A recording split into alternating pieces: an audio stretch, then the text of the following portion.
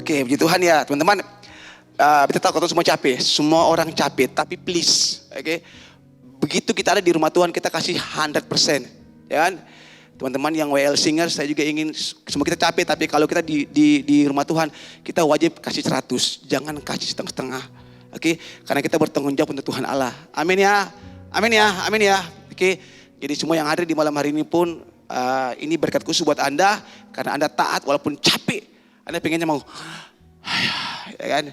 Tapi kalau Anda ada di malam hari ini di ibadah youth, Anda bayar harga, berarti Anda layak diberkati malam hari ini. Amin. Amin ya. Percaya nggak kalau Anda orang yang diberkati Tuhan? Amin dong. Ya, puji nama Tuhan. Sama-sama kita buka. Haleluya. Dengan penuh gairah, dengan penuh semangat. Saya pun bergairah, saya pun bersemangat karena saya mau sampaikan isi hati Tuhan. Oke, sama-sama kita buka dari kitab 2 Raja-Raja. Pasal yang ke-6, ayat yang pertama sampai ayat yang ke-7. Yang sudah ketemu katakan haleluya. Oh ya, ada juga di depan. Oke, puji Tuhan. Ya, teman-teman, saya akan bacakan dan teman-teman boleh simak pada Alkitab di tangan teman-teman semua. Pada suatu hari berkatalah rombongan Nabi kepada Elisa, cobalah lihat tempat tinggal kami di dekatmu ini adalah terlalu sesak bagi kami. Baiklah kami pergi ke sungai Yordan dan masing-masing mengambil 1 balok dari sana, supaya kami membuat tempat tinggal untuk kami. Jawab Elisa, pergilah. Lalu berkatalah seorang, silakan ikutlah dengan hamba-hambamu ini. Jawab Elisa, baik, aku akan ikut. Maka ikutlah ia dengan mereka. Setelah mereka sampai di sungai Yordan, mereka pun menebang pohon-pohon. Dan terjadilah ketika seorang sedang menumbangkan sebatang pohon, jatuhlah mata kapaknya ke dalam air. Lalu berteriak-teriaklah ia, wahai tuanku, itu barang pinjaman. Tetapi berkatalah abdi Allah, kemana jatuhnya? Lalu orang itu menunjukkan tempat itu kepadanya. Kemudian Elisa memotong sepotong kayu, lalu dilemparkannya ke sana. Maka timbullah mata kapak itu dibuatnya. Lalu katanya, ambillah. Orang itu mengulurkan tangannya dan mengambilnya. Katakan haleluya. Puji nama Tuhan. Hari ini khotbah saya berikan judul teruslah menebang. Semua katakan semakin lemah. Haleluya. Teruslah menebang. Semua katakan. Itu dong. Kalau Anda antusias, saya pun pasti antusias. Tapi kalau Anda nggak antusias, saya tetap antusias. Ya, gitu. Saudara, semua kita tahu ya, Elisa ini dia muridnya Elia. Oke, dan semua orang tahu bahwa Elisa dia menerima urapan double porsi, sehingga saudara ini bukan masalah siapa yang paling banyak dan siapa yang paling sedikit, tidak. Tapi ini soal pengurapan dan kepercayaan, ini masalah karunia yang Tuhan kasih. Dan semua orang tahu bahwa Elisa dia mendemonstrasikan kuasa Tuhan 2 kali lebih banyak dari yang pernah dibuat oleh Elia.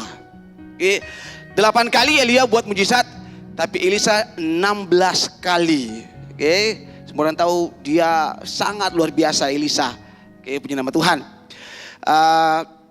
Dan pengurapan itu yang membuat Elisa di zamannya itu dia dikenal sebagai seorang nabi yang benar-benar radikal dengan Tuhan.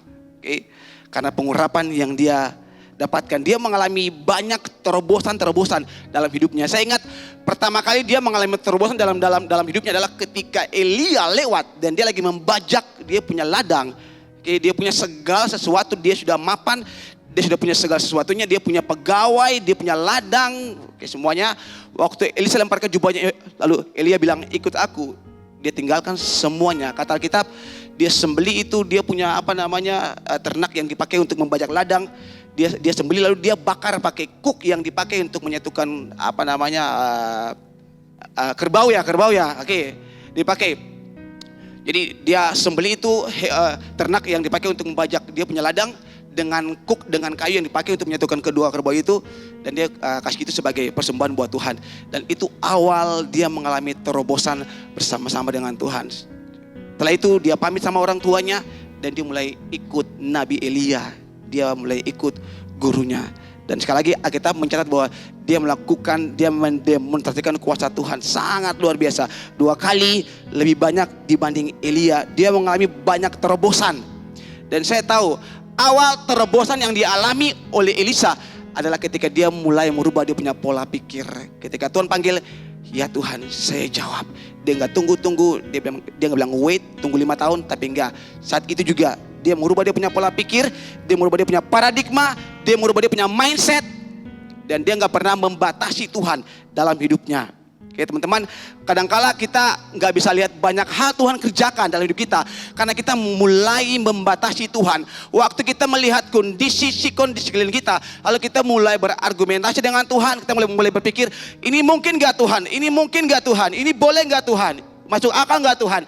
Nah begitu kita mulai berpikir seperti cara orang-orang duniawi, mempertimbangkan kondisi sikon dan lain-lain. Oke, dan tanpa Anda sadar, tanpa kita sadar, kita lagi membatasi Tuhan bekerja dalam hidup kita. Dan lewat apa yang dialami oleh Nabi Elisa dengan para nabi pada masa dia hidup, kita akan lihat ini orang-orang yang mengalami terobosan, ini orang-orang yang mengalami kemajuan, ini orang-orang ini bikin apa saja. Sekali lagi lewat kisah 2 Raja-Raja pasal yang ke-6 ayat yang pertama sampai ayat yang ke-7 kita akan lihat untuk mengalami kemajuan, untuk mengalami terobosan, apa saja yang harus dilakukan. Ada banyak hal, tapi saya cuma ambil 3 hal dan saya di sini saya tulis dengan istilah 3B. Semua katakan 3B. Jadi ingat ya, jangan pernah Anda membatasi Tuhan. Tuhan bisa bekerja jauh lebih dahsyat. Jadi jangan pernah membatasi Tuhan. Anda bisa lebih maju, Anda bisa lebih jauh menerobos ketika Anda melakukan 3B. B yang pertama, dengan cepat. Haleluya. Berani untuk berubah. Semua katakan berani untuk berubah.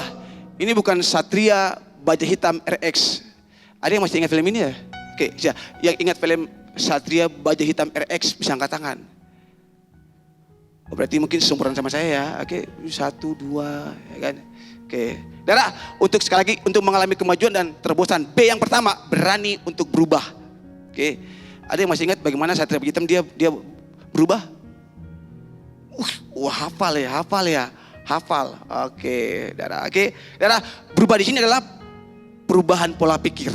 Cuma katakan perubahan pola pikir. Nah, berubah adalah kunci untuk mengalami kemajuan dan terobosan dalam hidup. Sekali lagi ya, berubah adalah kunci untuk mengalami kemajuan dan terobosan dalam hidup. Tapi tidak semua perubahan adalah kunci. Sekali lagi ya, oke. Berubah adalah kunci untuk mengalami kemajuan dan terobosan dalam hidup. Ketika seseorang berani berubah, dia akan mengalami kemajuan dan terobosan. Tapi ingat baik-baik, tidak semua perubahan adalah kunci. Tapi kalau Anda ingin mengalami kemajuan, kalau Anda ingin mengalami terobosan, maka perubahan adalah harga mati. Semua katakan harga mati. Oke. Dalam hal apa saja, kalau Anda ingin maju, kalau Anda ingin berubah, maksudnya kalau Anda ingin mengalami terobosan, Anda harus berubah. Itu harga mati. Dan perubahan itu dimulai dari perubahan pola pikir. Lihat orang kiri kanan bilang buat dia, perubahan itu dimulai dari perubahan pola pikir. Ini slogan, ini kalimat, ini quote yang selalu kita dengar seringkali bahkan dari dulu zaman almarhum Bapak Gembala. When you change your mind, your life start changing. Semua katakan, when you change your mind, your life start changing. Oke. 1, 2, 3. Oke, ya semakin lemah. Haleluya. Oke. When you change your mind, your life start changing. Begitu Anda mulai merubah pola pikir Anda, hidup Anda mulai berubah. Yang setuju katakan amin. Oke. Tadi awal saya bilang Elisa mengalami itu, saudara. Dan dalam hidupnya dia melihat terobosan demi terobosan, kemajuan demi kemajuan dia alami. Haleluya. Teman-teman, kita harus menyingkirkan spirit bebal dalam hidup kita. Oke, dan saya percaya di sini nggak ada yang bebal. Amin. Di sini tidak ada spirit bebal. Amin. Kalau mau maju harus berubah. Ingat, berubah itu harga mati. Ingat baik-baik, pulang dari sini ingat baik-baik, berubah itu harga mati. Begitu Anda nggak mau berubah, hidup Anda akan sama seperti itu. Oke. Kalau kita mau maju, berubah. Oke. Dan kadang-kadang orang tidak mau berubah karena terlalu cepat puas. Stagnasi merupakan akhir dari kemajuan dan awal dari kemunduran. Begitu orang merasa nyaman, begitu orang merasa mapan, dia mengalami stagnasi, itu awal kemunduran. Kemajuannya berakhir. Tadi kita baca dalam kitab 2 Raja-Raja pasal yang ke-6 ayat yang pertama sampai ayat yang ke-7.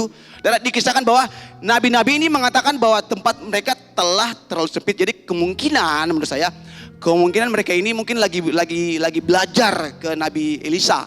Oke, karena mereka dekat dengan Nabi Elisa, mungkin karena ingin diajar.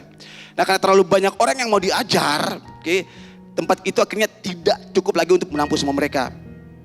Lalu karena mereka rasa sempit, sudah Nabi Elisa, kami mau ke Sungai Yordan, kami mau tebang kayu, kami mau bikin rumah lagi atau bikin apalah gitu. Dan ketika temui masalah, seharusnya orang mulai berespons untuk mencari solusi, betul?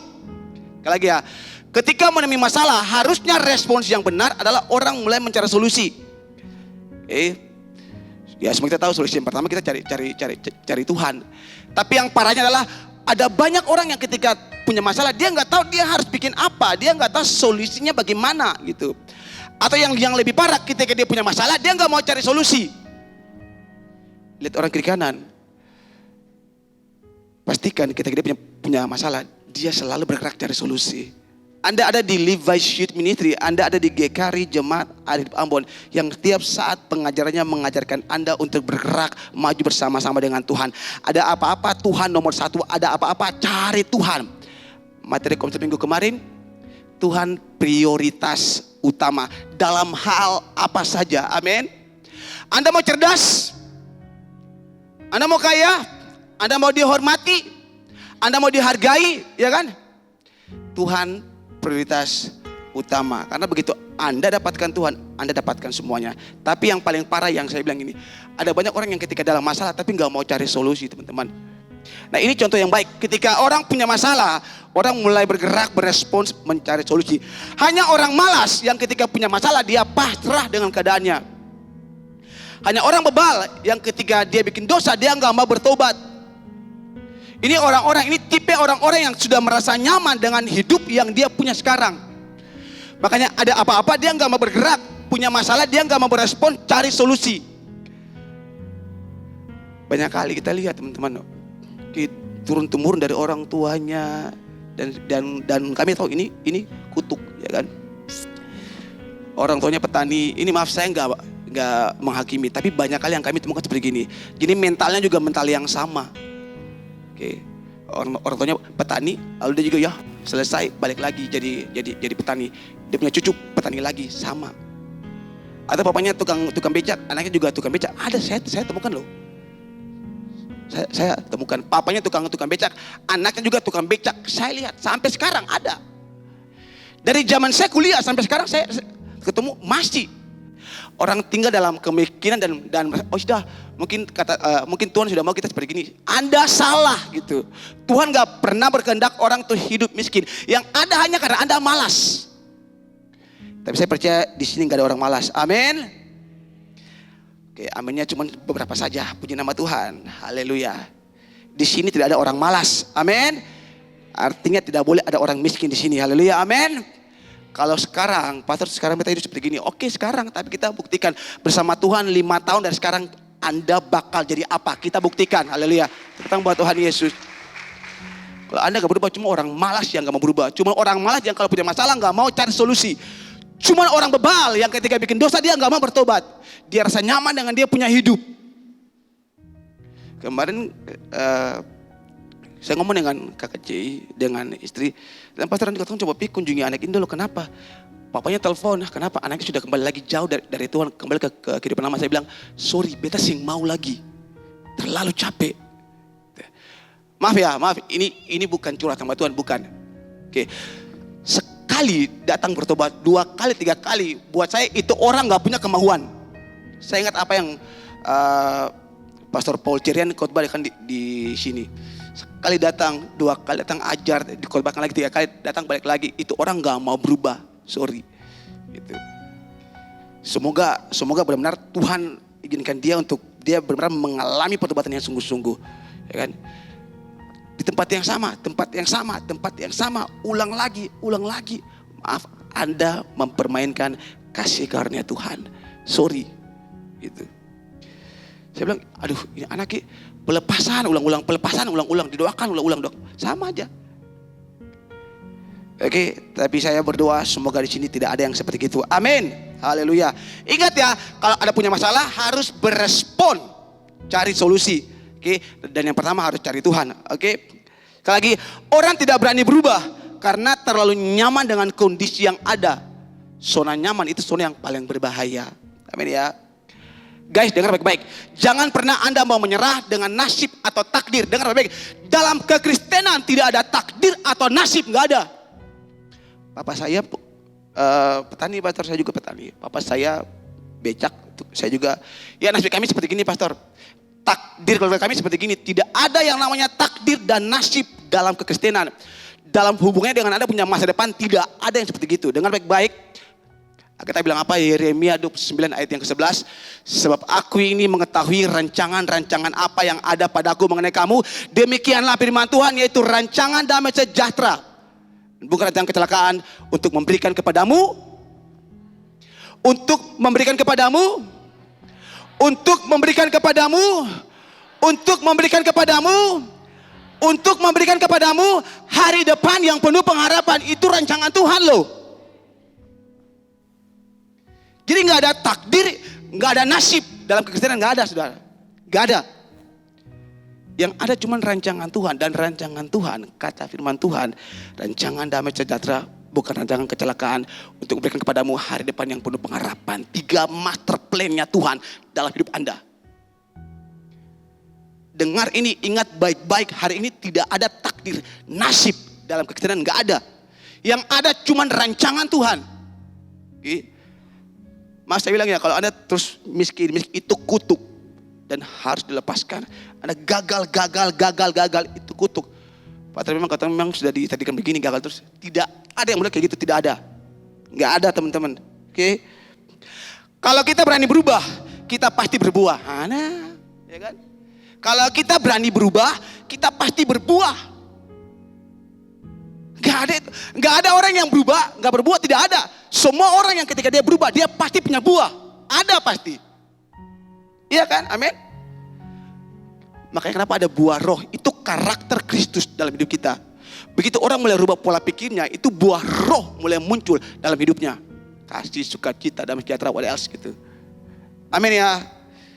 Sekali lagi, tengok orang kiri kanan, kata Upin Ipin, tengok oleh dia, ada gak buah roh dalam hidupnya? Dengar baik-baik. Oke, ketika kita berani berubah, kita pasti. Sekali lagi, ketika kita berani berubah, kita pasti. Ketika kita berani berubah, kita pasti. Ingat baik-baik, setiap orang yang berani ambil perubahan, dia pasti berbuah. Di kampus dia berbuah, di rumah dia berbuah, di kantor dia berbuah, di mana saja dia berbuah. Amin. Bilang itu saya.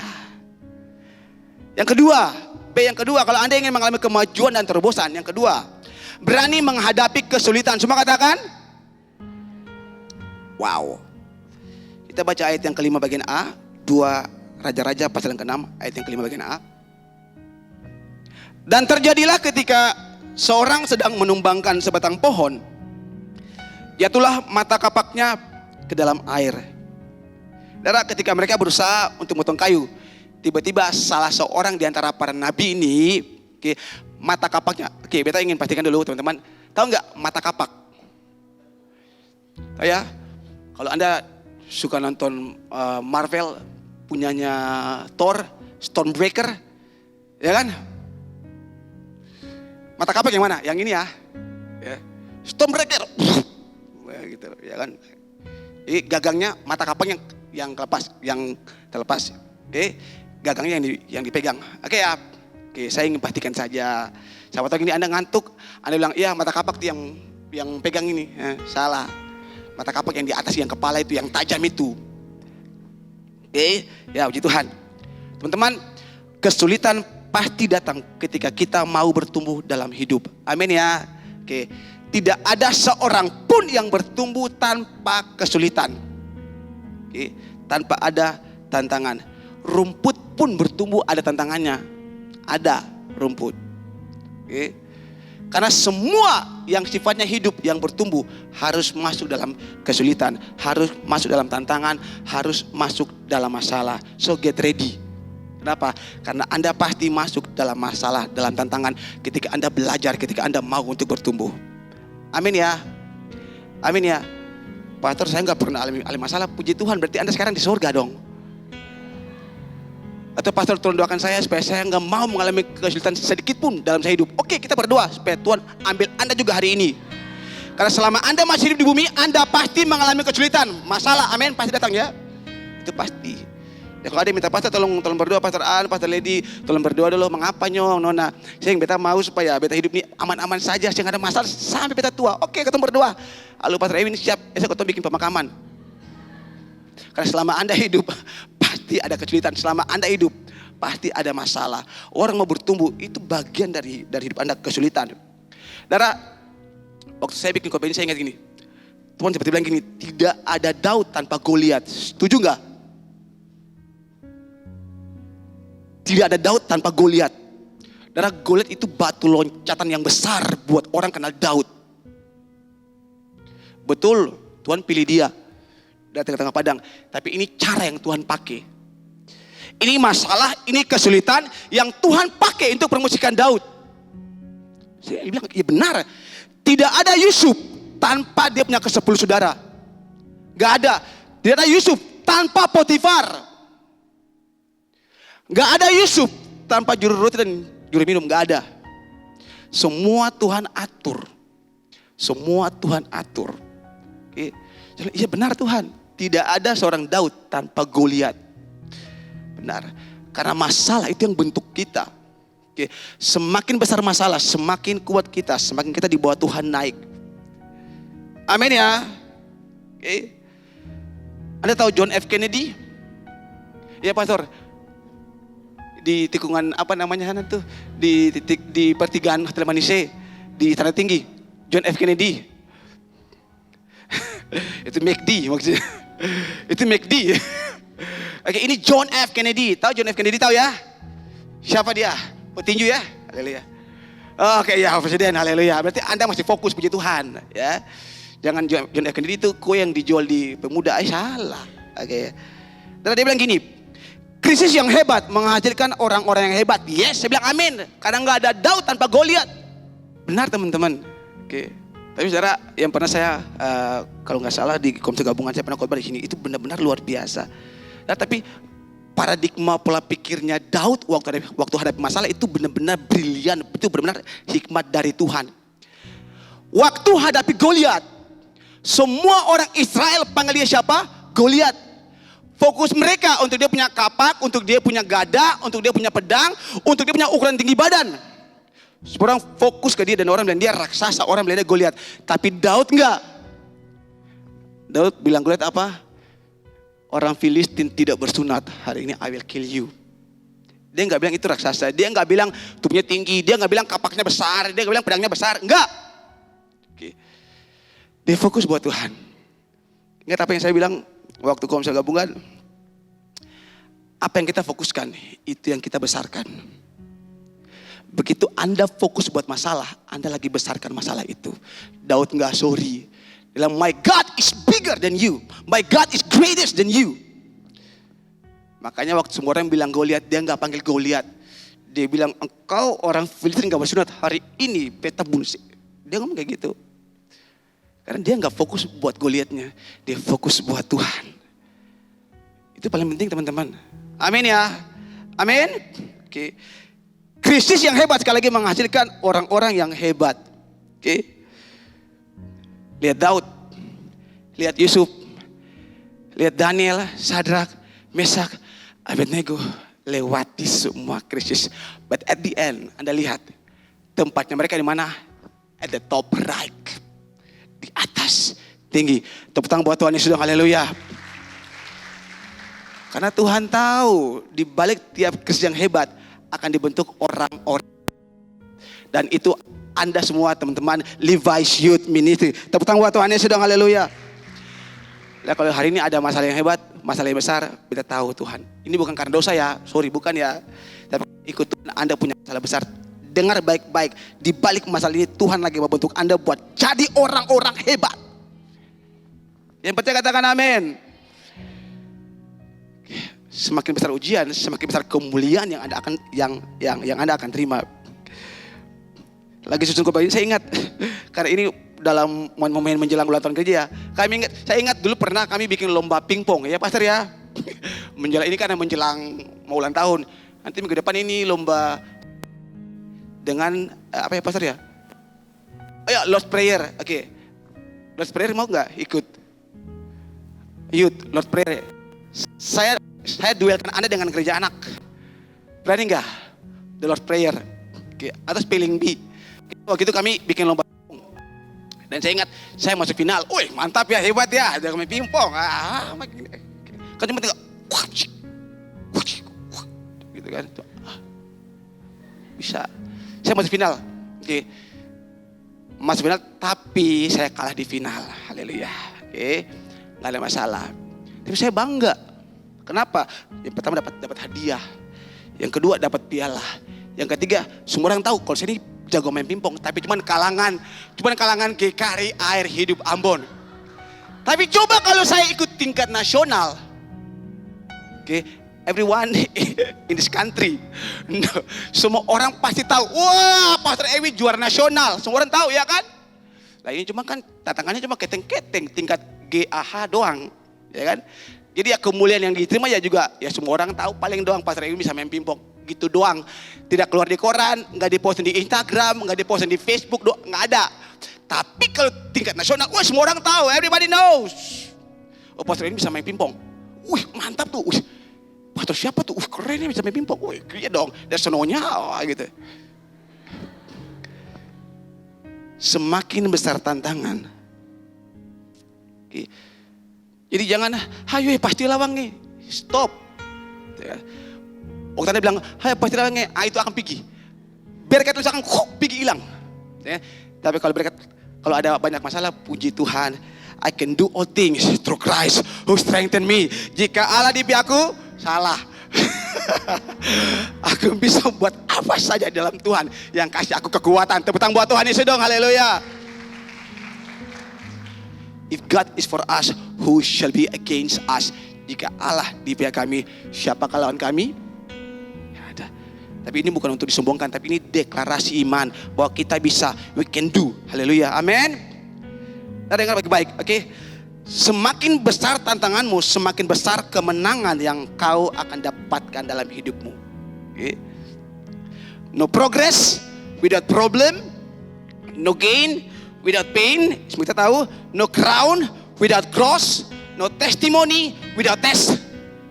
Semua orang harus lewati ini. Amin. Nggak ada pertumbuhan tanpa masalah. Oke, nggak ada keuntungan tanpa kesakitan. Oke, nggak ada mahkota tanpa salib. Nggak ada kesaksian tanpa ujian. Ingat, setiap masalah adalah peluang besar untuk menunjukkan bahwa betapa besar kemuliaan Allah dalam hidup Anda. Amin ya. Mindset Anda harus seperti itu. Oke, jadi jangan menyerah. Semua katakan never give up. Bangkit bersama Tuhan yang sudah bangkit, janjinya menyertai kita. Terima kasih Raffi tadi waktu awal penyembahan, Raffi juga bilang God is here. Tuhan ada di sini, dia menyertai kita. Oke. Dalam setiap apapun kesulitan hidup kita, Dia ada bersama-sama dengan kita. Makanya waktu Anda nyembah Tuhan, waktu Anda menyanyi, You are here, moving in our midst. Tuhan nggak di situ. Tuhan lagi tetap di atas, dia nggak turun, ya kan? Karena waktu nyembah Tuhan, saudara gini, Anda mau capek, Anda mau apapun, tapi begitu Anda nyembah Tuhan dan Anda mau Tuhan, I will worship you. Tuhan, saya mau Tuhan. Anda capek, Anda sakit, tapi kalau waktu Anda nyembah Tuhan, saya bilang itu korban bakaran yang sangat harum di hadapan Tuhan.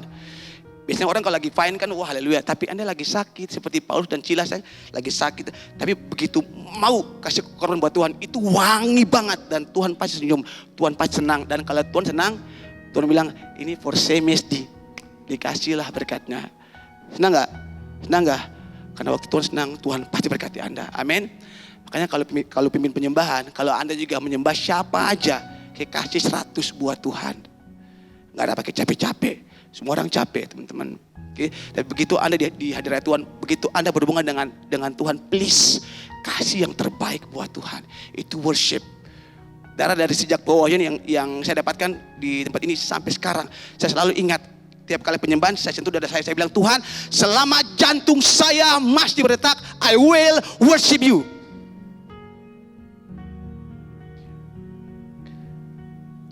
Pernah sekali saya lagi tidur, saya bangun,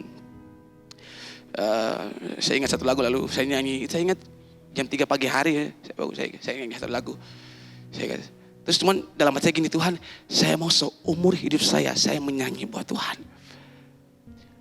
Saya nggak tahu sampai kapan saya di sini, saya nggak tahu ya. Saya nggak tahu sampai kapan saya hidup di muka bumi, saya nggak tahu. Tapi selama saya ada di sini, selama saya ada di muka bumi, saya mau menyanyi buat Tuhan. Karena itu yang Tuhan kasih buat saya. Kalau saya bisa lukis, saya lukis buat Tuhan. Kan saya bisa nyanyi, saya nggak bisa lukis, ya kan? Rival bisa. Saya kan cuma bisa nyanyi, saya nyanyi buat Tuhan. Saya mau, I will worship you. Itu loh. Amin ya. Maaf saya keluar sedikit. Itu lebih baik. Oke. Jadi ingat teman-teman, di balik kesulitan-kesulitan hidup, Tuhan selalu sediakan perkara-perkara indah, dahsyat dan luar biasa bagi Anda. Yang pertama katakan amin. Dan yang ketiga, yang terakhir, berani bertanggung jawab. Wah, berani berbuat, berani bertanggung jawab. Wah. Oke, kita baca ayat yang kelima sekali lagi. Dan terjadilah ketika seorang sedang menumbangkan sebatang pohon, jatuhlah mata kapaknya ke dalam air. Lalu berteriak-teriaklah ia, wahai tuanku, itu barang pinjaman. Itu barang apa? Barang pinjaman. Berani berbuat, berani bertanggung jawab. Nah teman-teman, setiap orang pasti pernah gagal. Saya yang pertama angkat tangan di sini. Setiap orang pasti pernah gagal. Saya orang pertama yang angkat tangan di sini. Oke. Setiap orang pasti pernah buat kesalahan. Saya yang pertama yang angkat tangan di sini. Betul ya? Tapi tidak semua orang mau bertanggung jawab atas kesalahan yang dia buat. Betul ya? Tidak semua orang. Teman-teman, ingat bahwa dalam hubungan kita dengan Tuhan selalu ada pertanggungjawaban atas apa yang kita kerjakan. Akan ada masanya dalam hidup ini kita membuat kesalahan, guys. Oke. Tapi kalau kita berani bertanggung jawab, percayalah Tuhan akan pulihkan kita dan Tuhan sanggup untuk merubah harimu yang buruk menjadi sebuah kesaksian yang luar biasa. God can turn your mess into the message. Tuhan sanggup untuk merubah harimu yang buruk itu menjadi sebuah kesaksian. Oke. Tadi lagu yang tadi, you are here, turning lives around. I worship you, I worship you. Tuhan sanggup merubah hidupmu yang buruk itu menjadi sebuah kesaksian. Tuhan sanggup gak? Tuhan sanggup. Tuhan bisa gak? Tuhan bisa. Oke. Yang penting Tuhan lihat hatimu mau gak bertanggung jawab. Teman-teman, saya punya sebuah kesaksian dari altar ini, dari mimbar ini. Saya kesaksian ada. Karena kalau kesaksian ada saksinya ya. Ada. Oke. Saya pernah buat sebuah kesalahan. Oke. Karena saya ingat waktu itu sebuah gereja dia berulang tahun dan saya rindu, saya ingin untuk berkati gereja itu, tapi tanpa sepengetahuan Pastor Lidi dan Pastor Ana, saya cuma ngomong dengan hari itu dengan bendahara. Saya bilang saya ingin dari youth kita berkati mereka. Jadi akhirnya kami bicara, lalu kami beli itu barang karena saya juga rindu berkati mereka, bukan dari uang saya, dari uang youth. Saya rindu untuk berkati gereja itu. Jadi kita beli satu barang, maka sebagai hadiah untuk ulang tahun gerejanya. Oke. Dan tapi kesalahan, dan maksud saya itu baik, tapi cara saya itu salah. Saksinya ada. Oke. Dan begitu saya ditegur, begitu saya ditegur, oke, selesai, oke. Saya bilang Pastor Lili, boleh ada waktu saya pengen ngomong sebentar. Saya pengen mereka berdua, kami bertiga di dalam ruangan. Saya bilang, saya mohon maaf karena saya punya kesalahan seperti gini. Dan saya bilang buat mereka berdua, saya berjanji mulai hari ini setiap uang pemuda, kas pemuda yang mau keluar, mereka berdua harus tahu. Dan sampai hari ini saya bikin seperti itu. Kemarin terakhir kita mau acara HUT, saya pengen Pastor Lili, Pastor An, kau mau kasih berapa? Kami ngomong, oke, siap. Kasih sekian, oke, kami kasih sekian. Darah, setiap orang pernah buat kesalahan. Tapi saya bilang buat mereka berdua, mulai hari saya berjanji saya tidak akan kasih keluar satu peser pun. Oke, kasih tanpa sepengetahuan kalian berdua. Tanya Pastor Lili dengan Pastor An di ruang bawah, saksiannya ada. Setiap orang pernah buat kesalahan. Masalahnya orang itu mau gak bertanggung jawab. Nah, dalam hal hubungan dengan Tuhan, semua kita juga wajib mempertanggungjawabkan segala sesuatu. Suatu saat Tuhan panggil kita pulang. Hai Salmon,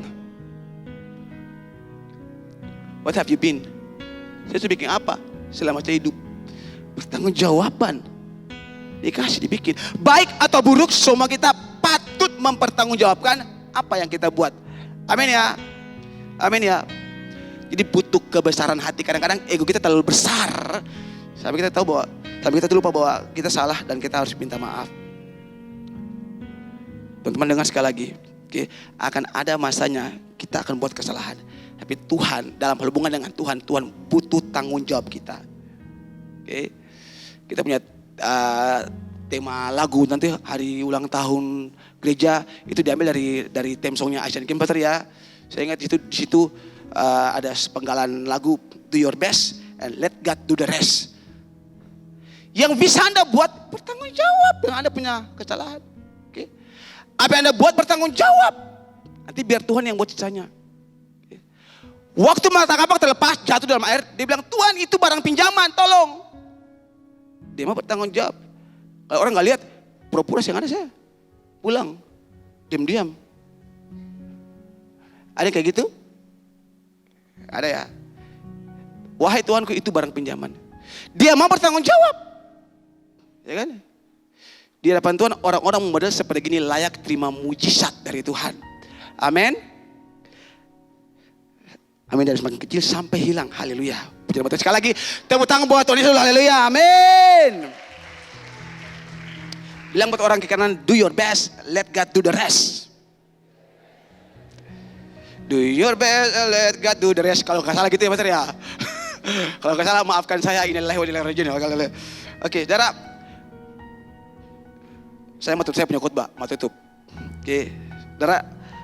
Ini kesaksian saya, kenapa saya bawa ayat firman Tuhan ini. Kenapa saya bawa ini. Kemarin hari Senin saya sempat sharing sedikit buat teman-teman di Asher. Dan teman-teman juga di beberapa komsel. Saya sharing, saudara. Ini nyata kenapa saya bawa firman Tuhan ini. Kenapa saya bawa 2 Raja-Raja pasal yang ke-6 ayat 1 sampai yang ke-7. Saudara, ini ayat dalam mimpi saya tertulis jelas. 2 Raja-Raja 6, 1 sampai 7. Dalam mimpi loh. Ini bukan satu dulu lalu buka baca. Enggak. Dalam mimpi jelas. Ada 2 ayat saya lupa tapi itu di imamat berapa. Tapi yang jelas saya lihat. 2 Raja-Raja pasal 6 ayat 1 sampai 7. Jelas. Saya bangun, saya baca. Saya diam, ini apa Tuhan gitu. Saya mimpi tentang ayat ini jelas, saudara. Dan waktu saya merenung dalam sebuah perenungan tentang ayat ini, saudara, Tuhan bawa pemikiran saya untuk suatu pertanyaan. Mengapa mata kapak itu bisa terlepas? Mengapa mata kapak itu bisa terlepas? Saya mulai, hari ini bukan berlogika ya, bukannya. Tapi saya minta Tuhan tolong jelaskan. Tuhan bawa saya punya pemikiran seperti ini, saudara. Mata kapak ini seperti hidup kita ya.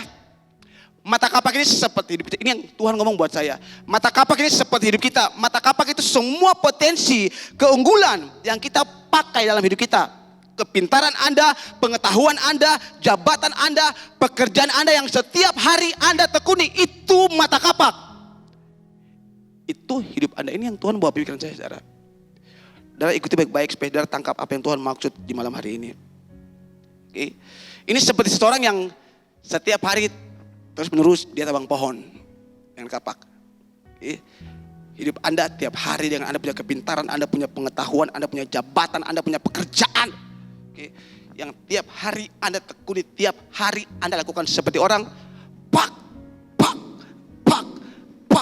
tiap saat. Oke. Tapi masanya akan datang karena kita terlalu fokus menebang pohon. Kita gak punya waktu untuk mengasah mata kapak itu. Semakin hari semakin tumpul ya kan. Betul ya. Pisau aja tumpul. Kalau silet, buang ya.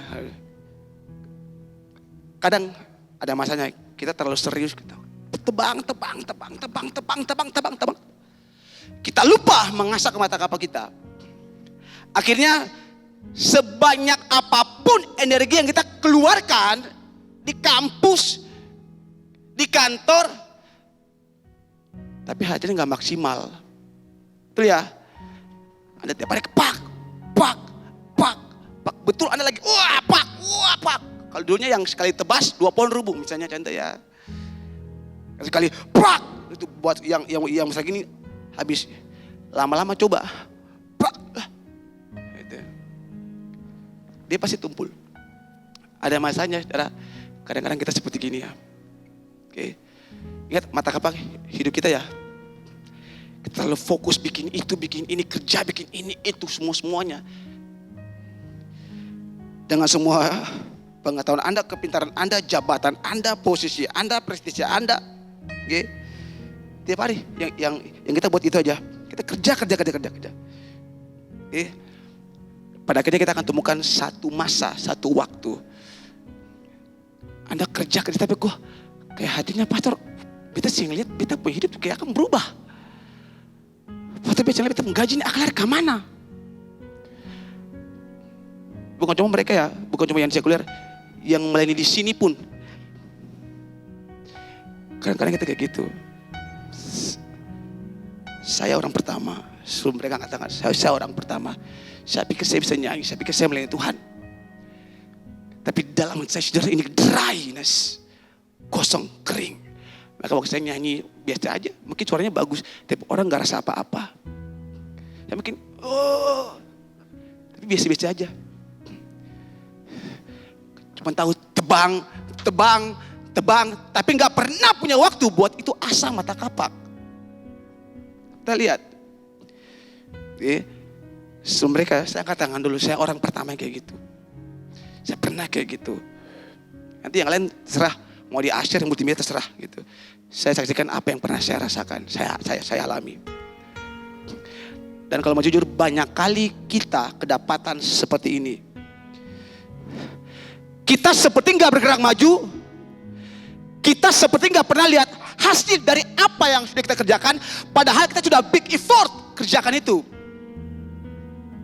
Sangat keras. Tapi kalau yang kita lihat dalam pelayanan kok seperti kayak Tuhan makin jauh. Gak ada hasil dari yang kita kerjakan, gak ada. Nah itu karena terlalu sibuk. Anda lupa asa mata kapak Anda. Dan Anda lihat, karena kadang-kadang kalau kita ketok-ketok misalnya pakai palu ya, pak. Karena kita kan sering berusaha untuk kencangkan dia punya gagang ya kan. Martel atau mungkin parang atau mungkin sabit. Pasti ada waktu kita berhenti, kita kencangkan dia punya gagang dengan dia punya mata pisaunya. Oke. Kadang-kadang kalau mau jujur, to be honest, kadang-kadang kita seperti ini teman-teman. Anda mungkin melayani di sini, tapi jauh dalam Anda dryness. Saya ingat persis apa yang dikatakan pimpinan sinode. Anda berhenti melayani kalau Anda dalam diri Anda rasakan dryness, emptiness. Berhenti. Jangan melayani kalau Anda rasa dryness, emptiness.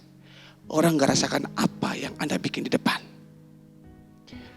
Saya orang pertama saya bilang teman-teman, jujur loh. Mungkin keren pastor gitu, mungkin keren worship leader. Please. Apa sih Anda bagikan? Oh, keren main keyboard, keren main drum. Apa sih Anda bikin? Sibuk di gereja. Apa sih Anda bikin? Saudara, benar-benar waktu pagi itu Tuhan ngomong buat saya, bilang Tuhan, kalau itu saya Tuhan, saya bertobat Tuhan, saya ingin bikin apa saja buat Tuhan. Maka saya bilang Tuhan, seumur hidup saya, kalau saya diizinkan melayani, saya mau menyanyi buat Tuhan. Karena itu yang Tuhan kasih buat saya, itu yang dipinjamkan Tuhan buat saya. Wahai Tuhan, ini barang pinjaman. Dia tahu kalau itu kapak pinjaman. Semua yang kita punya itu pinjaman. Amin ya. Anda cantik itu pinjaman sama Tuhan. Anda cerdas itu pinjaman sama Tuhan. Anda punya jabatan itu pinjaman sama Tuhan. Anda kaya itu pinjaman sama Tuhan. Saya bilang, iya Tuhan benar. Dan seharusnya saya bertanggung jawab untuk apa yang Tuhan pinjamkan buat saya. Dengar dia bilang, wahai Tuhan itu barang pinjaman. Tuhan tolong. Karena saking pak tiap saat dia lupa. Kasih waktu. Sudah. Guys, dengar baik-baik. Kalau malam hari ini Anda ada di titik ini, Anda rasakan ini. Berhenti dari kesibukanmu melayani sekalipun, saya bilang.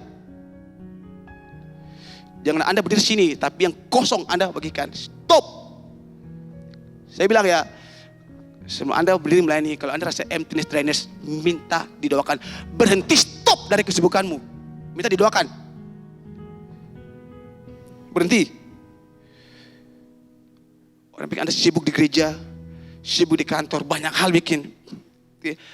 Berhenti sejenak, ambil waktu dengan Tuhan. Ambil waktu dengan Tuhan kembali, asah mata kapakmu, kencangkan mata kapakmu dalam hadirat Tuhan. Itu paling penting. Terhubung dengan gereja, sungguh-sungguh dengan Tuhan. Iya kan? Maaf ya, kadang-kadang ketemu berdiri di sini, ketemu paling hebat. Tapi kalau saya tahu jujur ya, katanya masih bikin dosa. Melayani Tuhan yang di depan sini. Kadang-kadang seperti itu. Saya nggak bilang mereka ya, saya bilang kadang-kadang ada yang seperti itu. Oke. Anda terlalu sibuk. Anda lupa kencangkan Anda punya mata kapak. Anda lupa asa Anda punya mata kapak. Nggak semua yang kita punya ini, saudara, Tuhan pinjamkan. Oke. Amin. Amin ya. Mau semakin berhasil, semakin cerdas, semakin pintar. Ingat, kita bilang takut akan Tuhan itu permulaan pengetahuan.